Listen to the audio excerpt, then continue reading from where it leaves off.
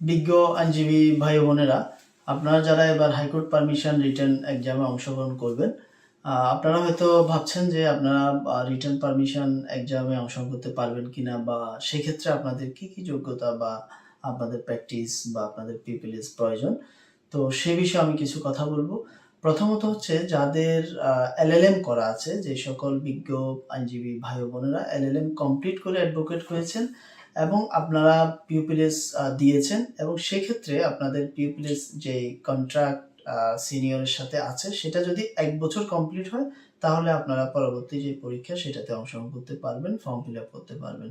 আর যে সকল আইনজীবী বিজ্ঞ আইনজীবী ভাই বোনেরা এলএলএম ছাড়া এলএলএম কমপ্লিট করার নেই, সেক্ষেত্রে আপনারা পিউপিএস টাইম আপনাদের দুইটা বিষয় খেয়াল রাখতে হবে। একটা হচ্ছে আপনাদের প্র্যাকটিসিং টাইমটা লাগবে 2 বছর, আর এরপরে পিউপিএস টাইমটা 6 মাস। তো সেটা আপনাদের 2 বছরের মধ্যেও 6 মাস হতে পারে, অথবা আপনারা যদি 2 বছরের পরে গিয়েও পিউপিএস কমপ্লিট করেন, তাহলে সেটা 6 মাস প্রয়োজন হবে।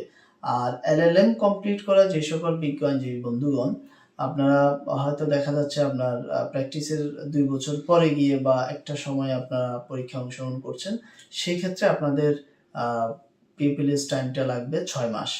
আর এই ক্ষেত্রে আপনাদের একবার বেসিক কথা হচ্ছে যে সবার জন্য নর্মালি আপনার 2 বছরের প্র্যাকটিসটা লাগে, 2 বছরের প্র্যাকটিসটা লাগে যে এলএলএম ছাড়া।